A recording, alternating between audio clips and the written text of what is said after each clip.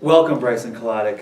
Thank you. You are the camera woman of the morning announcements, correct? Correct. Now, some people would say it's rather easy to just press play and watch events unfold in front of the camera, but you and I know that it's much more challenging It's really than that. not, yeah. Could you talk a little bit more about the interesting fineries of running the camera? Oh, well, you gotta get those like angles, you know, 90 degrees, 180. One time I did a 360. Now, if you did a 180, that would mean you're just taking a camera of yourself, right? Yeah. Yes. When is that appropriate? I don't know yet. One day I will use that method. Could you talk a little bit about what went into the decision when you're interviewing some people? I'm reminded of the robotics interview, I think, from time to time, where you sit in a circle and then the camera's kind of going around the circle depending on who's talking. Well, what led to that? And why do you think it's a particularly effective way to shoot an interview? Well, we don't like chairs here, so we sat on the ground Yes? and formed a circle. Yes.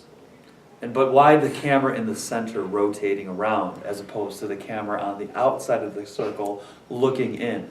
Is that a commentary on like the democratic nature of how Ben runs this, where it's not from the outside in but the inside out, or is it something else? That was some deep stuff. Yeah, I think it was all Ben, and it was a metaphor.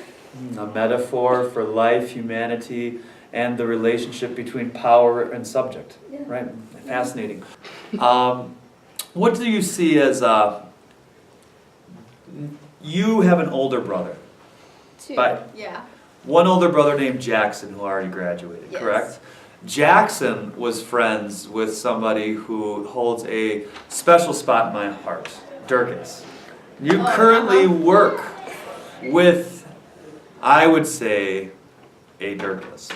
Could you talk a little bit about the differences that you see between the two Dirkai and what your brother would think of the morning announcements? He probably wouldn't take an interest in them, like everything else in my life. But,